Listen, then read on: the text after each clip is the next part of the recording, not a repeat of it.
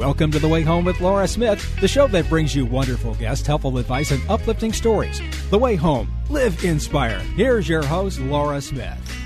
With more than half of households in the United States owning firearms, avoiding the topic does not make children any safer. Education does. David Hayes Cox's new book, This is a Gun, is a calm, age-appropriate introduction to firearm safety for your young kids and the adults who care for them. David is a certified firearms instructor and a dad, and his goal is to help families talk openly and clearly about what a gun is, why it can be dangerous, and what children should do if they ever encounter one. Grateful to have you here on this topic, as I hate to say it, but doing a news program all during the week every morning, if there's nothing that makes me sadder, it is reporting on gun violence with young children involved. And it just feels like it's more and more. And boy, I wish this book had come out eons ago. It would have been really important. So thanks for joining us, David. Thanks for having me, Laura. So this book, it's formatted so beautifully, perfect for kids, but there's so much good information in for it. It's for kids and adults alike. But what prompted you to write this book, This is a Gun, a safety guide for families with children? Well, as you mentioned, I am a dad, and I've been a firearms owner for a couple of decades now. And I knew when I was planning to become a dad that I was going to eventually have to teach them about firearms, because I wanted to make sure that my kids would live in a safe household. So I went out to look for resources, and there were a couple, but I found in general the resources for educating young children about the dangers of firearms to be shockingly lacking. Mm-hmm. And so I decided to write something for my family. And then through that process of writing for my family, I realized that this might be information that would be helpful for other families. And then as I spread it out there and discovered that other people were appreciative of having this guidance, I then moved it into the process of turning it into a real book and now sharing it with the world. That's wonderful. And it's so, as I said, so important, but the formatting is beautiful. The artwork, I know that a gentleman by the last name of Ruiz, he is the illustrator. And I just think it's done beautifully in a way that will absolutely attract young kids to want to read it with their parents, and in an instructional way that's just super dynamic for kids and parents alike. So well done. I appreciate that. Thank you. It's really important when it comes to gun safety for young children for them to be able to visualize this safety, because just understanding that guns are dangerous is only half of the battle. They also have to be able to identify what a firearms looks like. Mm-hmm. And if they can't see one in real life size, then they're just going to be creating an image in their mind based on comic books and video games and toys. And that doesn't come close to what a real actual firearm looks like. So Joe Ruiz did an excellent job of creating some life-size firearms images for the cover and for the interior of this book. He did a great job. Oh, he certainly did. And it is, I mean, the pictures are really big. It's like it takes a picture book to a whole other level. But again, you're right. I mean, when you think about it, if you're not seeing it in its actuality, what it could look like, and all the different types too, I think that is so crucial as well. You've got every type of gun in there so that these kids can start to learn to differentiate about the different types or whatever. But it's just important for them to know. I mean, I look back and because I was going to have this conversation with you today, I was thinking about it. And so my dad always had guns. And I remember being roughly 5 years old.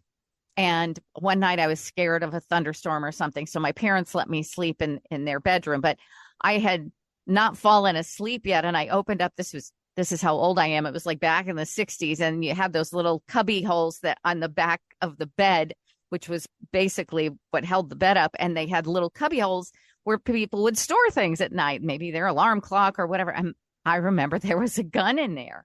And it asked my parents what it was, because I didn't know. And I'm trying to think. I remember my dad explaining it to me and telling me I wasn't allowed to touch it. That I remember. But I think I found it first before he did, because he probably didn't think that I would ever do it. But that really kind of the common presumption is that, oh, well, the kids aren't going to find it, so it's okay. That's exactly right. And thank goodness your parents were in the room when you discovered that, because who knows how you would have reacted if you discovered it on your own. Having no education whatsoever about the dangers of firearms, if you had seen that, would you have known to stop and go, leave the room and go find an adult? The reality is that most children actually have very positive imagery in their heads when it comes to firearms, because kids only know Nerf guns and squirt guns, and they know that the video games where their characters shoot things with guns.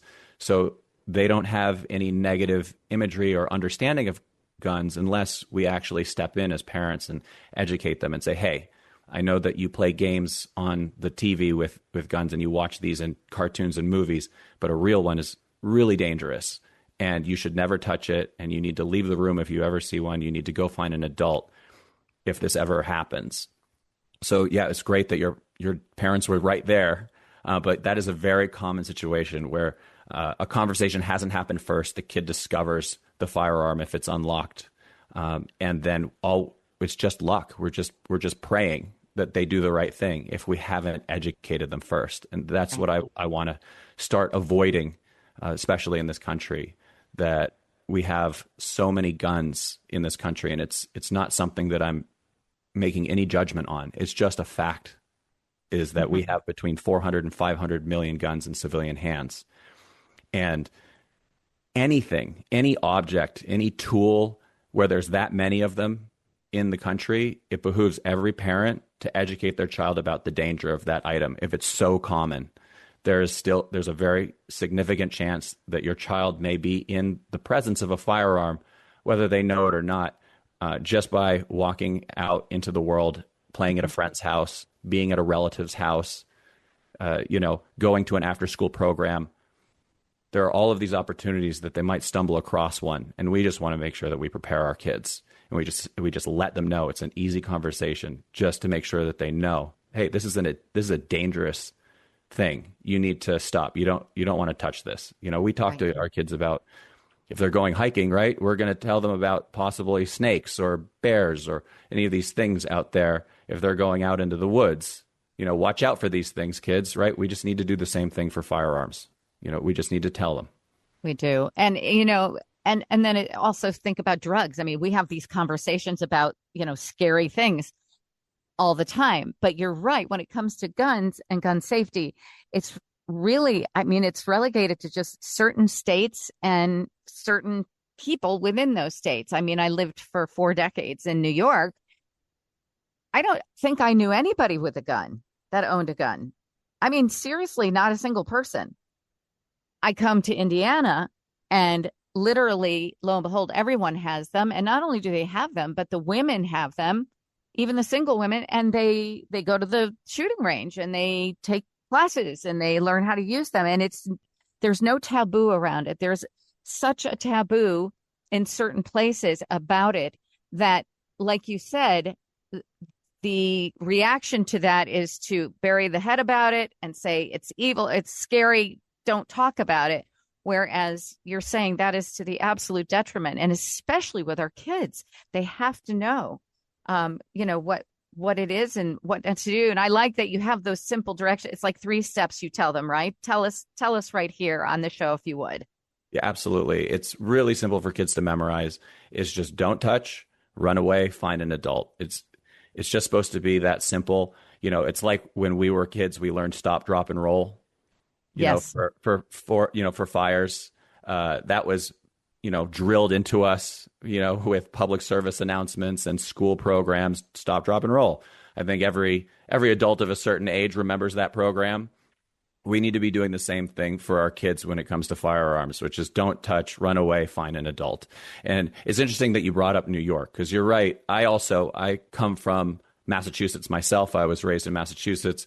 I grew up in communities. I never heard the word gun. Let alone see one. You didn't even hear the word. Exactly. Yeah, you don't even hear the word. But the statistics actually tell us that even in, very blue states, it really only drops to about 25% of families still own guns. That means that, in a classroom of, third graders, you're still looking at, with 30 kids, you're still looking at a significant number of those kids in families that own firearms. So, it's really important for parents, it doesn't matter which state you're in. Doesn't matter if you're in a northern blue state or California, or if you're in Texas or North Carolina, where I'm located. You need to teach your kids that guns are dangerous, and that only an adult that is trained in one, or a older child, that has been through the training process, is allowed to handle one. And if you're too young, you should just stay away from it, and that's going to keep you safe. Yeah. And I know there are some families in the country that actually do teach their kids, but in a responsible way, with a very intense training, and specifically to be able to help them. But I think this is incredible information, and it should be everywhere. And by all means, it's something good for parents too, because they're all great reminders. You want to know how to talk to your kids about it, but they're all great reminders for adults as well. I think my first instinct would be to touch it.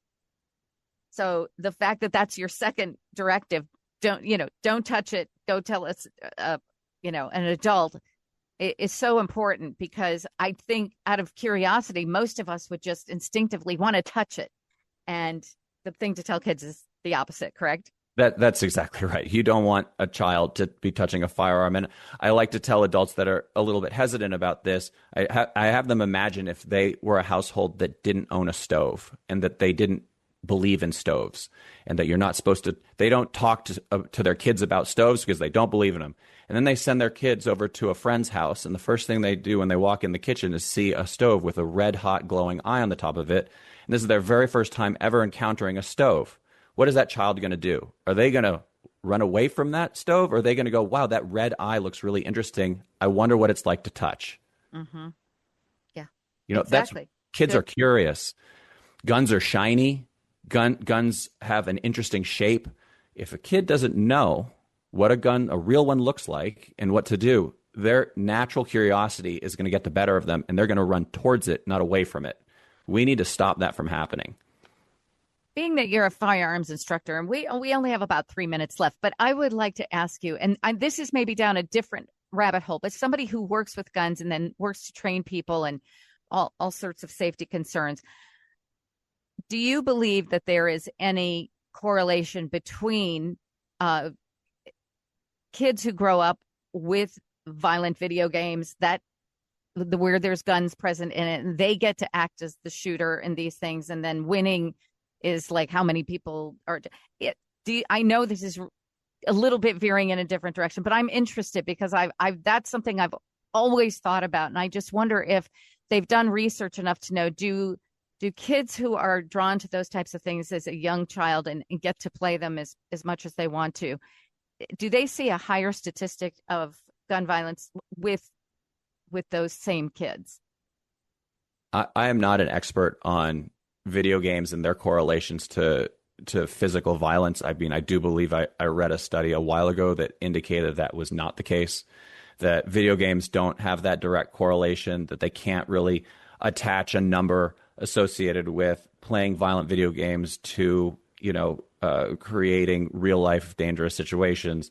I do know that there is a lot of benefit to being able to, do different kinds of video games. Kids can find a lot of benefit from video games. There's a lot of communication that they have now through the technology, that kids can talk with each other and socialize and do all these things. I don't really have anything against video games per se. I definitely think that there are appropriate ages for video games. I definitely don't think that my first grader should be playing Call of Duty.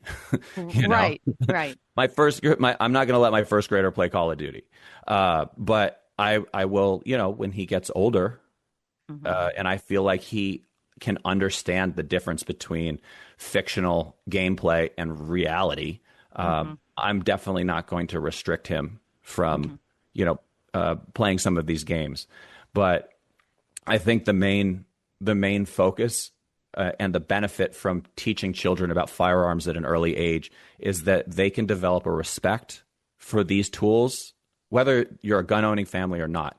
When you develop a respect and for these tools and understand the dangers, that can translate as the child grows older into a deeper respect and more caution when it comes to thinking about what a gun represents.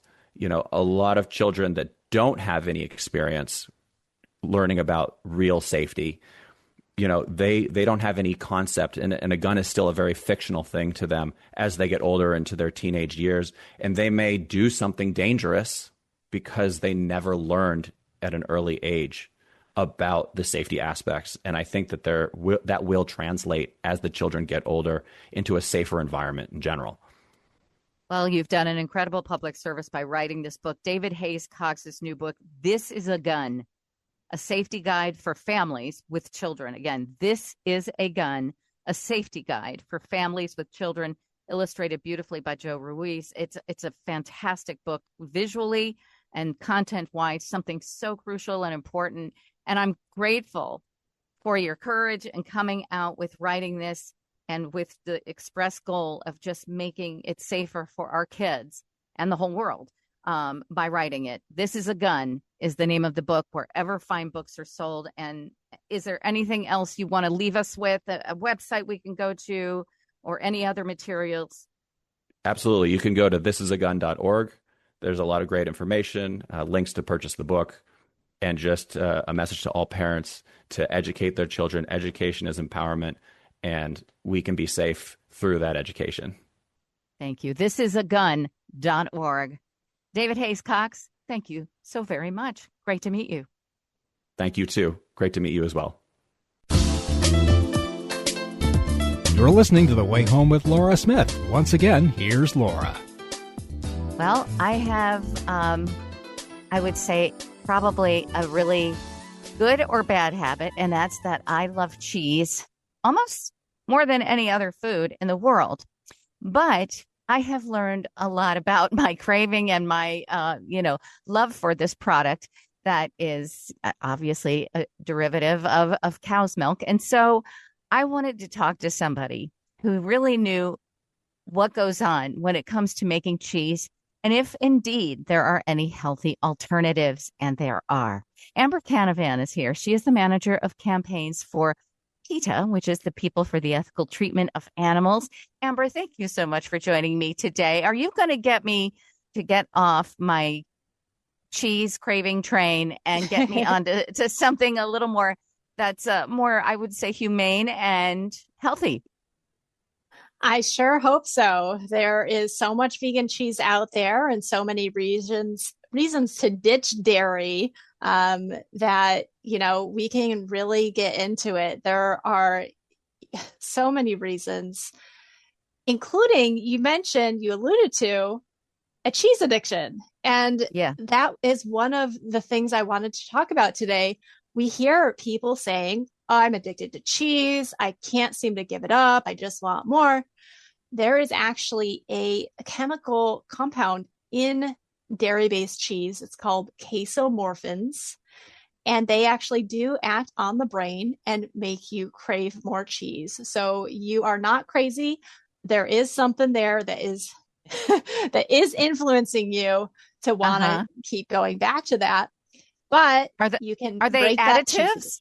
Are those additives, or are they just endemic to cheese? That is in cheese. It is in cow's milk, and then it gets concentrated in cheese. I see. Oh my gosh, that's really something. So, I also, in addition to loving it, I've basically been told all my life, oh, cheese is actually really good for you because it's made with milk, and milk is vitamin D and calcium. And so it's a healthy fat to have. Now tell me about what's really in cheese, and, whether or not there is a much healthier way to get the same type of whatever it is, healthy fats. Yeah, I mean, the dairy industry has gone in overdrive. I mean, I remember the pro dairy posters on my school in kindergarten telling us you need cow's milk to be healthy and strong and have your bones grow and everything. That is, a huge marketing campaign that's been marketed to us. The reality is a lot of cultures, and there's a lot of people who are lactose intolerant who can't even consume cow's milk without having a horrible stomach ache and other health issues.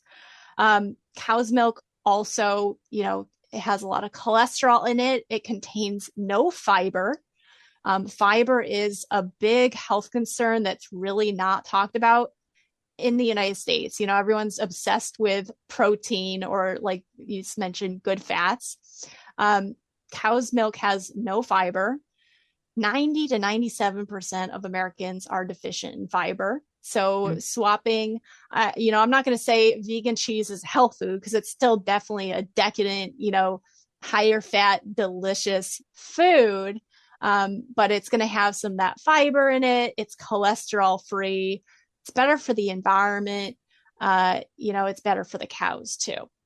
The other end of it, which I have been aware of for a long time, and I really need to give it more of a thought, is I really don't like the practice of how regular dairy farms, how they treat the cows. And then I see those little, those little houses where they keep the baby cows away from the mother. And it's so devastating. I've actually visited farms where the people had those, and all you do is hear these crying animals literally all day long. It is so devastating. It makes me so sad. And, it's just, has the practice not gotten any more humane after all these thousands of years? Right. Yeah. I mean, you hit the nail on the head there. A lot of people don't realize that cows produce milk for the same reason that all mammals do, which is to feed their babies. They have to become pregnant and be lactating, just like us. So the dairy industry, to keep that milk flowing, forcibly impregnates cows, takes those beloved babies away. And I have also heard them crying for days from having lived near dairy farms. And that milk that was meant for their babies is just being turned into a pizza topping. And we know so much more about cows and their abilities.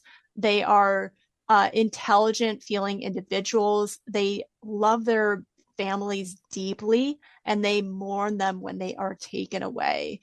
And that is just so much unnecessary heartbreak. Cows can live for 20 or more years when they're like at a sanctuary being taken care of. The dairy industry, from years of repeated impregnations and the heartbreak of having their babies taken away, they're typically killed at a fraction of their lifespan, like 4 to 6 years versus the 20 that they could live. So when people are thinking, oh, it doesn't hurt them, one, it absolutely does.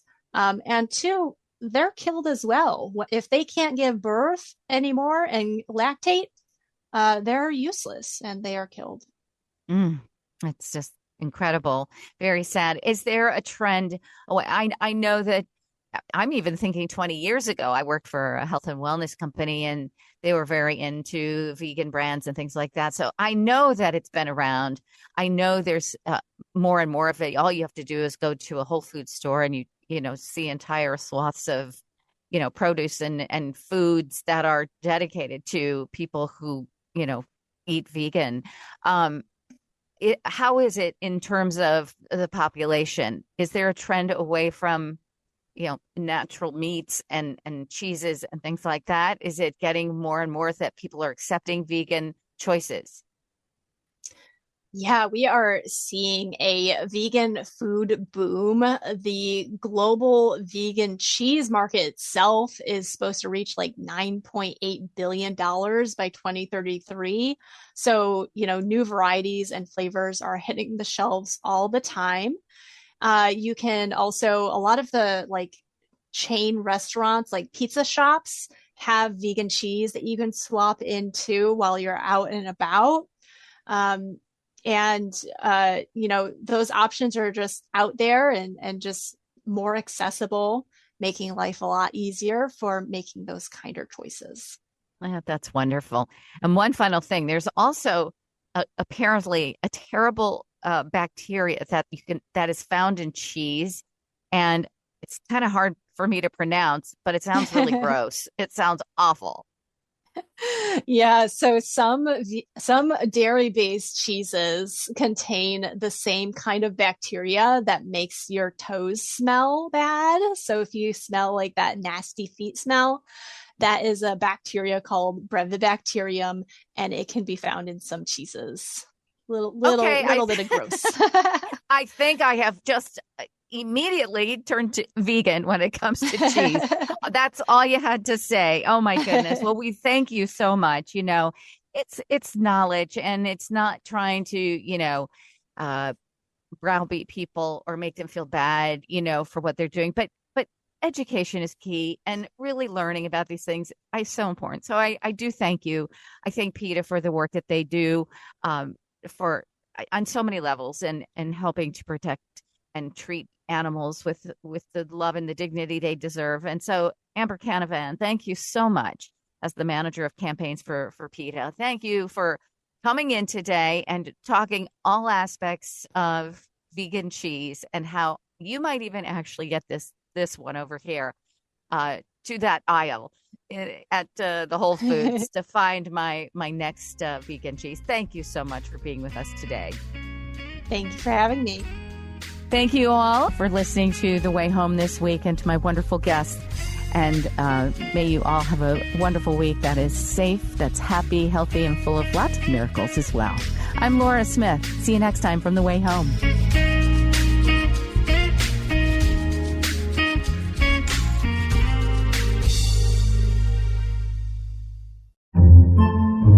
Podcasts by Federated Media.